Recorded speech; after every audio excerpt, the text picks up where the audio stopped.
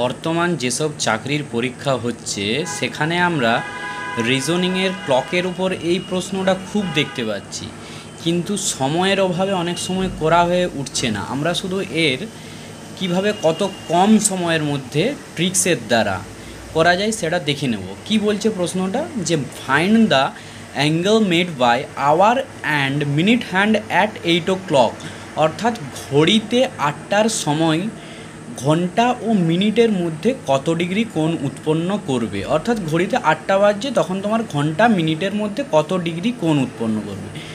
কি করব, 8 আছে, 8-এর সাথে 30 ডিগ্রি গুণ করব, শুধুমাত্র 30 ডিগ্রি। 30 ডিগ্রি গুণ করলে কত আসবে, 240 ডিগ্রি।